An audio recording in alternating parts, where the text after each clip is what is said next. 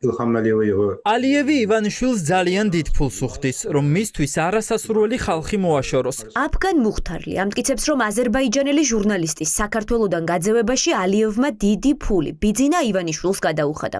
ჟურნალისტი, რომელიც აზერბაიჯანის მთავრობაში კორუფციაზე საუბრის გამო რეპრესიების მსხვერპლი ჯერ სამშობლოში, შემდეგ კი საქართველოში გახდა.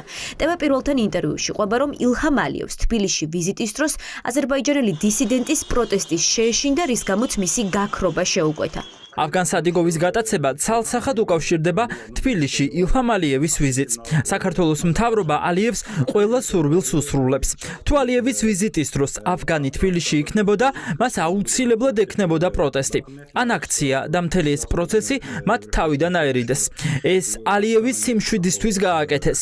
ვიდრე სადიგოვი საქართველოში იყო, ის ჟურნალისტურ საქმიანობას ეწეოდა. მას მუდმივად დევნიდა აზერბაიჯანის ხელისუფლება. იღებდა მუქარებსაც. მათ შორის სიცოცხლის მოსპობის. საქართველო ახლა რუსეთთან და ბელორუსთან ერთად არის არაუსაფრთხო ქვეყნების ჩამონათვალში, სადაც ჩვენ არ შეგვიძლია ყოფნა.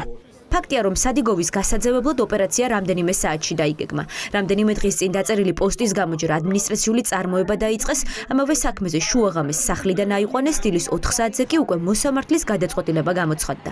მთელს ამ პროცესში არ გახსენებიათ სტრასბურგის სასამართლოს გადაწყვეტილება, რომელიც ჟურნალისტის აზერბაიჯანში ექსტრადაციას კრძალავდა. ეს არის ძალიან ექსკლუზიური, განსაკუთრებული ზომა, რომელიც გამოიცემა მხოლოდ და მხოლოდ ისეთ შემთხვევებში, როდესაც მაგალითად ადამიანს შეიძლება დაემუქროს წამება ან სიცოცხლის მოსპობა. თავად ამ დროებით ღონისძიების გამოცემა შესაბამისად სტრასბურგის სასამართლოს მხრიდან მიუთითებდა და დეკლარირებას ახდენდა იმ გარდაუვალი ზიანის რისკისა, რომელიც სადიგოვს შეიძლება დამუქრებოდა წარმოშობის ქვეყანაში დაბრუნების შემთხვევაში. ევროსასამართლოს გადაწყვეტილება იქნა დარღვეული ქართული მხარის მხრიდან, რადგან მათ ჰქონდათ ვალდებულება დაეცვათ მისი უფლებები და მისი ამ ფორმით მით უმეტეს, როცა საქმე არ არის დასრულებული, მისი ქვეყნიდან გაყვანა იყო დაუშვებელი. პოლიტიკური გადაწყვეტილება იქნა მიღებული, ის რომ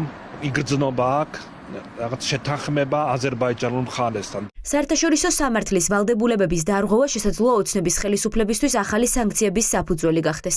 მართლმსაჯულების სახლის დამფუძნებელი ამბობს, რომ ადამიანის უფლებათა ევროპული სასამართლოს გადაწყვეტილებების უგულებელყოფა ივანიშვილის გუნდს ზვირი დაუჯდება, რაზეც პასუხისმგებელი პოლიტიკური დავალებების შემსრულებელი მოსამართლეები იქნებიან. პირველ რიგში მოსამართლეებს აკისრიათ ეს პასუხისმგებლობა, იმიტომ რომ მოსამართლის მიერ დარღვეული უფლებები მთლიანობაში მიიყვანს ქართულ სახელმწიფოს იმ სანქციებამდე, რომელსაც ადგენს შემდეგ უკვე ევროპის მინისტრთა კომიტეტი, როცა არასრულებს მონაწილე ქვეყანა დადგენილ სტანდარტებს. საქართველოს სახელმწიფომ საკუთარი ეროვნული და სუვერენული ინტერესები, დემოკრატიული ნორმები და ის ძალიან მნიშვნელოვანი საერთაშორისო სამართლებრივი გადაწყვეტილება, რაც არის სტრასბურგის გადაწყვეტილება, ფეხქვეშ გათელა არა საკუთარი ინტერესების, არამედ გარეშე მხარის მესამე სახელმწიფოს ინტერესების მსახურების მიზნით. ეს არის, რა თქმა უნდა, შემაშფოთებელი ტენდენცია და ეს არის კიდევ ერთი რამ, რაც ქართული ოცნების რეჟიმს ათავსებს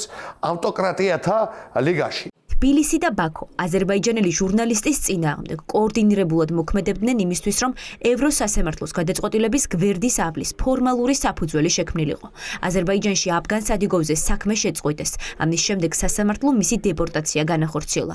იურისტები ამბობენ, რომ ამ манипуляციით ქართული ოცნება თავს ვერ გადაირჩენს, რადგან ჟურნალისტი იმ ქვეყანაში აღმოჩნდა, სადაც მას საფრთხე ემუქრება. მათ შეიძლება ამისთან გათვლები აქვთ, რომ ვითომ აკრძალული ჰქონდათ ექსტრადიცია და გააკეთეს ყველაფერი დეპორტაციის მიმართულებით.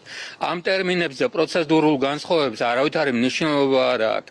აკრძალვას აქვს არსებითი შინაარსობრივი მხარე, რომ არ შეიძლება დევნილი ადამიანი გადაეცეს ქვეყანას, სადაც მას დევნიან. ამაზე არსებობდა ადამიანის უფლებათა ევროპული სასამართლოს გადაწყვეტილება, რომელიც ამბობდა პირდაპირ, რომ მას ემუქრებოდა იქ საფრთხე და მისი გადაცემა არ შეიძლებოდა.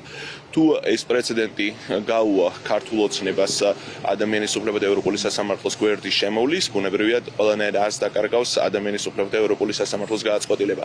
გვიან ღამით საქართველოდან გაძევებულ აზერბაიჯანელ ჟურნალისტზე რეპრესიები ბაქოში გაგრძელდა.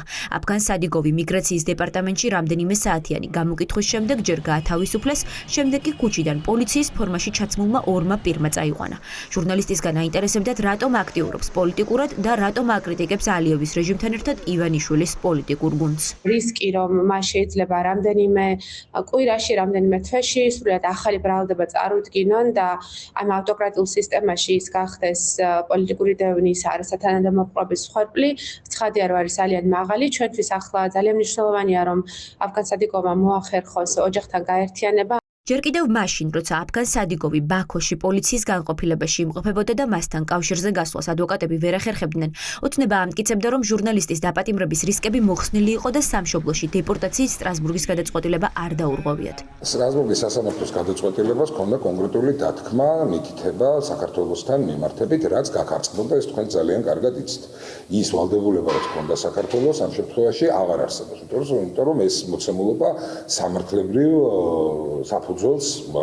საფუძველი მოაქვს. საფრთხე იმისა, რომ მისი ქვეყნიდან გაძევებას, მისი დაპატიმრება მოყვებოდა, აღმოფხვრილი იყო იმის გამო, რომ თავად აზერბაიჯანმა დაადასტურა, რომ მის მიმართ სისხლისწამართლის საქმე არის შეწყვეტილი 62 აზერბაიჯანის პრეზიდენტის ჩამოსვლას და მაგიტო ხო არ გაუშვით ეს კაცი, რომ აი ის რო სამართლებრივი საკითხი აქ უბრალოდ განმარტებული იქნა ის, რომ სასამართლომ გაითვალისწინა მის მიერ ჩადენილი დარაშაულების რაოდენობა, რის გამოთაც იქნა მიღებული გადაწყვეტილი ფულეს ჯარიმა და გაძევება. აფგან სადიგოვს აზერბაიჯანის დატოვება ამ დროისთვის აკრძალული აქვს. მის წინააღმდეგ სამართლებრივი დევნა შეწყვეტილია, თუმცა ადვოკატები მესამე ქვეყანაში მის გაშვებას ამ დრომდე უშედეგოდ ითხოვენ.